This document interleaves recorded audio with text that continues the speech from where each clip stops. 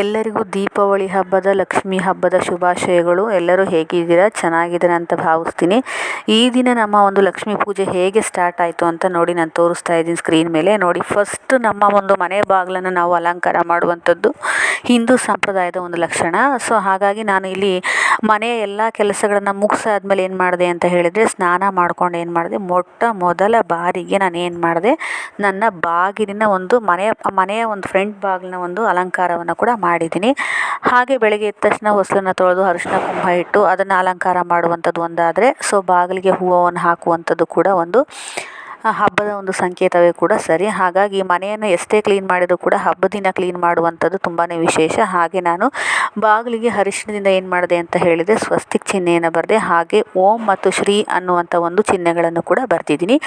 ಇದು ಶುಭದ ಸಂಕೇತವಾಗಿದೆ ಹಾಗೂ ಧನವನ್ನು ಆಕರ್ಷಣೆ ಮಾಡುವಂಥ ಒಂದು ಸಂಕೇತವೂ ಕೂಡ ಹೌದು. ಸೊ ನೆಕ್ಸ್ಟ್ ನಾನು ಏನು ತೋರಿಸ್ತಾ ಇದ್ದೀನಿ ನಿಮಗೆ ಅಂತ ಹೇಳಿದರೆ, ನಾನು ನೋಡಿ ಬೆಳಗ್ಗೆಯಿಂದನೂ ಕೂಡ ಪ್ರಿಪ್ರೇಷನ್ ನಡೀತಾನೆ ಇದೆ. ಹಾಗೆ ನಾನು ಲಕ್ಷ್ಮೀ ಪೂಜೆಗೆ ಬೇಕಾಗಿರುವಂತಹ ಎಲ್ಲ ವಸ್ತುಗಳನ್ನು ಕೂಡ ನಾನಿಲ್ಲಿ ರೆಡಿ ಮಾಡ್ಕೊಂಡಿದ್ದೀನಿ. ಮೊದಲ ಬಾರಿಗೆ ಒಂದು ಟೇಬಲ್ ಮೇಲೆ ನಾನು ಬಿಳಿ ಬಟ್ಟೆಯನ್ನು ಹಾಸಿ ಅದ್ರ ಮೇಲೆ ತುಂಬ ಸ್ವಚ್ಛವಾಗಿ ತೊಳೆದಿರ್ತಕ್ಕಂಥ ಒಂದು ಬಾಳೆ ಎಲೆಯನ್ನು ಹಾಕಿ ಅದ್ರ ಮೇಲೆ ಸ್ವಸ್ತಿಕ್ ಚಿಹ್ನೆಯನ್ನು ಬರೆದಿದ್ದೀನಿ. ಇಲ್ಲಿ ಕಾಣಿಸ್ತಾ ಇದೆ ನಿಮಗೆ ವಸ್ತುಗಳೆಲ್ಲ. ನಾನು ಅರಿಶಿನ ಕುಂಕುಮ ಹಾಗೆ ಲಕ್ಷ್ಮೀ ಗಣಪತಿ ಹಾಗೆ ಪೂಜೆ ಬೇಕಾಗಿರ್ತಕ್ಕಂಥ ಎಲ್ಲ ಸಾಮಾನುಗಳನ್ನು ಕೂಡ ನಾನು ಇಟ್ಕೊಂಡಿದ್ದೀನಿ. ಇಲ್ಲಿ ಬಾಳೆ ಎಲೆ ಮೇಲೆ ನಾನು ಏನು ಮಾಡಿದ್ದೀನಿ ಅಂತ ಹೇಳಿದರೆ, ಸೊ ಅಕ್ಕಿಯನ್ನು ಈ ರೀತಿ ಸ್ವಚ್ಛವಾಗಿರ್ತಕ್ಕಂಥ ಅಕ್ಕಿಯನ್ನು ಈ ರೀತಿ ಹರಡಿಕೊಂಡು ಅದರ ಮೇಲೆ ಹಳದಿ ಮತ್ತು ಕೆಂಪು ಅರಿಶಿನ ಮತ್ತು ಕುಂಕುಮವನ್ನು ಹಾಕಬೇಕು. ಅದ್ರ ಕೆಳಗಡೆ ಈಗಾಗಲೇ ನಾನು ಸ್ವಸ್ತಿಕ್ ಚಿಹ್ನೆಯನ್ನು ಕೂಡ ಬರೆದಿದ್ದೀನಿ, ಅದನ್ನು ಕೂಡ ತೋರಿಸಿದ್ದೀನಿ. ಇಲ್ಲಿ ನೋಡಿ ನಾನು ಲಕ್ಷ್ಮಿ ಗಣೇಶ ಹಾಗೆ ದೀಪದ ಅಲಂಕಾರವನ್ನು ಕೂಡ ಮಾಡ್ಕೊತಾ ಇದ್ದೀನಿ. ಇಲ್ಲಿ ಏನು ಕಾಣ್ತಾ ಇದೆಯಲ್ಲ, ಕಳಶದ ಅಲಂಕಾರವನ್ನು ಕೂಡ ಮಾಡಿಟ್ಟಿದ್ದೀನಿ.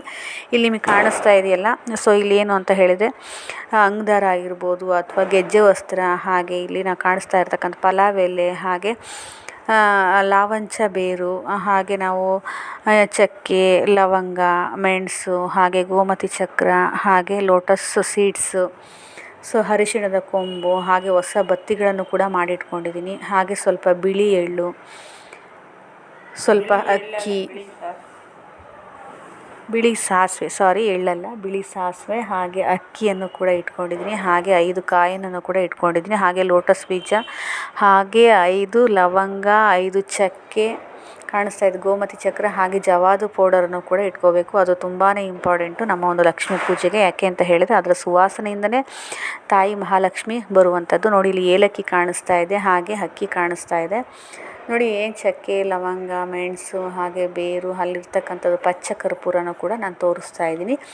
ಇವೆಲ್ಲವನ್ನು ಕೂಡ ಹಾಗೆ ಅಕ್ಷತೆ ಕಾಳು ತುಂಬಾ ಇಂಪಾರ್ಟೆಂಟು. ಹಾಗೆ ನೋಡಿ ಅಲ್ಲಿ ಕಾಯನ್ನು ಹಾಕಿರ್ತಕ್ಕಂಥ ಒಂದು ಬೌಲು ಕೂಡ ತುಂಬ ಇಂಪಾರ್ಟೆಂಟು. ಎಲ್ಲದಕ್ಕಿಂತ ಇಂಪಾರ್ಟೆಂಟು ಈ ಒಂದು ಕೆಂಪು ವಸ್ತ್ರ. ಯಾಕೆ ಅಂತ ಹೇಳಿದರೆ ನಾವು ಪೋಟ್ಲಿ ತಯಾರು ಮಾಡೋದಕ್ಕೆ ತುಂಬಾ ಇಂಪಾರ್ಟೆಂಟ್ ಆಗಿರ್ತಕ್ಕಂಥ ವಸ್ತು ಅದೇ ಆಗಿರುತ್ತೆ.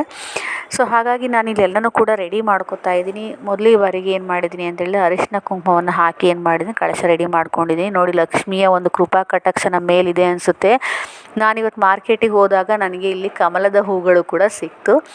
ಅದು ಅನ್ಎಕ್ಸ್ಪೆಕ್ಟೆಡ್ ಅಂತ ನಾನು ಅಂದ್ಕೊತಾ ಇದ್ದೀನಿ. ಯಾಕೆ ಅಂತೇಳಿ ಈ ಸರಿ ಲಕ್ಷ್ಮೀ ಪೂಜೆ ಒಂದು ಪೋಟ್ಲಿಯನ್ನು ಮಾಡಬೇಕು ಅಂತ ನಾನು ತುಂಬ ಚೆನ್ನಾಗಿ ಎಲ್ಲ ವಸ್ತುಗಳನ್ನು ನೋಡಿಕೊಂಡಾಗ ನನಗೆ ಕಮಲದ ಹೂ ಕೂಡ ಸಿಕ್ಕಿದೆ. ನೋಡಿ ಇಲ್ಲಿ ಅಕ್ಕಿ ಮೇಲೆ ನಾನು ಒಂದು ಬೆಳ್ಳಿಯ ಸ್ಟ್ಯಾಂಡನ್ನು ಇಟ್ಟು ಅದ್ರ ಮೇಲೆ ಕಳಶವನ್ನು, ಅಂದರೆ ಆ ಒಂದು ಪೂರ್ಣ ಫಲ ಇಟ್ಟಿರ್ತಕ್ಕಂಥ ಒಂದು ಕಳಶವನ್ನು ಇಡ್ತಾ ಇದ್ದೀನಿ.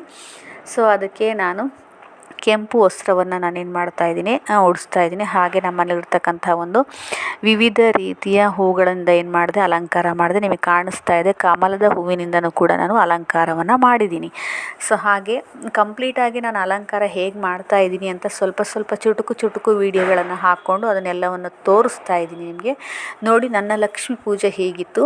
ಸೊ ಧನಲಕ್ಷ್ಮಿ, ಧಾನ್ಯಲಕ್ಷ್ಮಿ, ಸಂತಾನಲಕ್ಷ್ಮಿ, ಹಾಗೆ 100ಕ್ಕೆ 1000, 1000ಕ್ಕೆ ಲಕ್ಷ, ಲಕ್ಷಕ್ಕೆ ಕೋಟಿಗೆ ದಶಕೋಟಿಯನ್ನು ಕೊಟ್ಟು ಕಾಪಾಡು ತಾಯಿ ಎನ್ನುವಂಥದ್ದನ್ನು ಮನಸ್ಸಿನಲ್ಲಿ ಸಂಕಲ್ಪ ಮಾಡಿಕೊಂಡು ನಾನು ಲಕ್ಷ್ಮೀ ಪೂಜೆಯನ್ನು ಮಾಡ್ತಾ ಇದ್ದೀನಿ. ನೋಡಿ ಎಷ್ಟು ಚೆನ್ನಾಗಿ ಸ್ಟೆಪ್ ಬೈ ಸ್ಟೆಪ್ ನಿಮಗೆ ತೋರಿಸ್ತಾ ಇದ್ದೀನಿ. ಕೊನೆಗೆ ನಿಮಗೆ ಹೇಗೆ ಅಲಂಕಾರ ಮಾಡಿದ್ದೆ ಅಂತ ಅನ್ನೋದು ಕೂಡ ಬರ್ತದೆ. ಅದನ್ನು ಕೂಡ ಖಂಡಿತ ಮಿಸ್ ಮಾಡ್ದಲೆ ಹಾಗೆ ಸ್ಕಿಪ್ ಮಾಡ್ದಲೆ ಕೂಡ ವಿಡಿಯೋ ನೋಡ್ತಾ ಹೋಗಿ. ನೋಡಿ ನಾನು ಹಾಗೆ ಎಲ್ಲವನ್ನು ಇಟ್ಟು ಹೂವಿನಿಂದ ಅಲಂಕಾರ ಮಾಡ್ತಾ ಇದ್ದೀನಿ. ಹಾಗೆ ನಾನು ಕಮಲದ ಹೂವನ್ನು ಕೂಡ ಮುಡಿಸಿದ್ದೀನಿ. ಹಾಗೆ ನನ್ನ ಪುಟ್ಟ ಲಕ್ಷ್ಮಿಯು ಕೂಡ ಕಮಲದ ಮೇಲೆ ಕೂರಿಸಿ ಆಕೆಯನ್ನು ನೋಟುಗಳಿಂದನೂ ಕೂಡ ನಾನು ಅಲಂಕಾರ ಅಲಂಕಾರವನ್ನು ಮಾಡಿದ್ದೀನಿ. ಅಂದರೆ ನನ್ನ ಸಮಾಧಾನ ಎಷ್ಟಿದೆಯೋ ಅಷ್ಟನ್ನು ಕೂಡ ನಾನು ಇಟ್ಟು ನಾನು ಪೂಜೆಯನ್ನು ಮಾಡಿದ್ದೀನಿ. ನೋಡಿ, ಹೀಗೆ ಲಕ್ಷ್ಮಿ ಅಲಂಕಾರ ಹೀಗಿತ್ತು. ನಮ್ಮ ಮನೇಲಿ ಹೀಗೆ ತಾಯಿಗೆ ಪ್ರಿಯವಾಗಿರ್ತಕ್ಕಂಥ ಒಂದು ಪಾಯಸವನ್ನು, ಹಾಗೆ ಅನ್ನ ಸಾರು ಇರುತ್ತಲ್ಲ, ಎಲ್ಲ ಸಿಹಿ ಪದಾರ್ಥಗಳನ್ನು ಕೂಡ ನಾನು ಮಾಡಿದ್ದೀನಿ. ನೋಡಿ, ಕಮಲದ ಹೂವು ಹೇಗಿದೆ ಅಂತ ನಾನು ಅರಳಿಸಿ ತೋರಿಸ್ತಾ ಇದ್ದೀನಿ. ಅಲ್ಲಿ ನೋಡಿ, ಪುಟ್ಟು ಲಕ್ಷ್ಮಿ ಕಮಲದ ಹೂವಿನ ಮೇಲೆ ಎಷ್ಟು ಚೆನ್ನಾಗಿ ಕೂತಿದ್ದಾಳೆ ಅಂತ. ಹಾಗೆ ಗಣೇಶನು ಕೂಡ ನೋಡಿ, ಇದು ಫೈನಲ್ ಲುಕ್ಕು, ನನ್ನ ಲಕ್ಷ್ಮಿಯ ಫೈನಲ್ ಲುಕ್ಕು. ಸೊ ಹೀಗಾಗಿ ಎಷ್ಟು ಸಾಧ್ಯ ಅಷ್ಟು ವಸ್ತುಗಳನ್ನೆಲ್ಲ ನಾನು ಇಟ್ಟು ಹೋಳಿಗೆಯನ್ನು ತಯಾರಿಸ್ತಾ ಇದ್ದೀನಿ. ಸೊ ಹೀಗೆ ಈಗ ನಾವು ಹೋಳಿಗೆಯನ್ನು ತಯಾರಿಸಬೇಕಾದ್ರೆ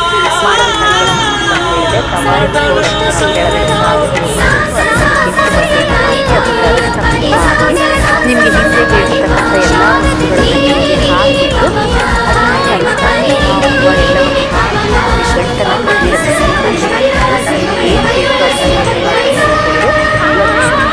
ವಸ್ತುಗಳನ್ನು ಹಾಕಿಬಿಟ್ಟು ನೋಡಿ, ನಾನು ಮಾಡಿಬಿಟ್ಟು ಆ ಒಂದು ಹೋಳಿಗೆಯನ್ನು ಏನು ಮಾಡಿದ್ದೀನಿ ಅಂತ ಲಕ್ಷ್ಮಿ ಮುಂದೆ ಇಟ್ಟಿದ್ದೀನಿ.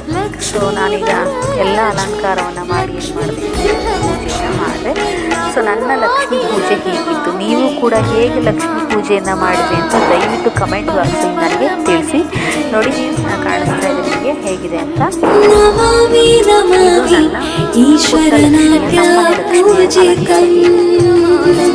ಚಿಕ್ಕದಾದರೂ ಕೂಡ ಚೊಕ್ಕವಾಗಿ ಮಾಡಿದ್ವಿ. ದಯವಿಟ್ಟು ಎಲ್ಲರೂ ಕೂಡ ನನ್ನ ಒಂದು ಚಾನಲನ್ನು ಸಬ್ಸ್ಕ್ರೈಬ್ ಮಾಡೋದನ್ನು ದಯವಿಟ್ಟು ಲೈಕನ್ನು ಶೇರ್ ಕೂಡ ಮಾಡ್ತಾ ಹೋಗಿ. Thank you. ಲಕ್ಷ್ಮಿ ಎಲ್ಲರಿಗೂ ಕೂಡ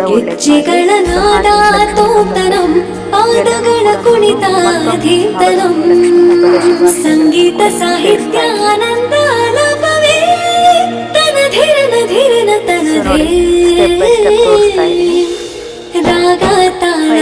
ಲಕ್ಷ್ಮಿ ಅಲಂಕಾರ ನಟರಾಜ ಸುಂದರಂ ನಾದ ವೇದ ಕಾವ್ಯಂ ನಟರಾಜ ಸುಂದರಂ ರಾಗ ತಾಳ ನಾಟ್ಯಂ ನಟರಾಜ ಸುಂದರಂ ನಾದ ವೇದ ಕಾವ್ಯಂ ನಟರಾಜ ಸುಂದರಂ.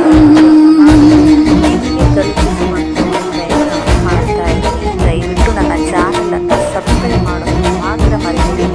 ಇಂತಹ ಹಲವಾರು ವಿಶೇಷತೆಗಳು ಹಾಗೆ ಇನ್ಫಾರ್ಮೇಷನ್ಗೋಸ್ಕರ ನನ್ನ ಚಾನಲನ್ನು ಸಬ್ಸ್ಕ್ರೈಬ್ ಮಾಡಿ, ಲೈಕ್ ಮಾಡಿ. Thank you so much.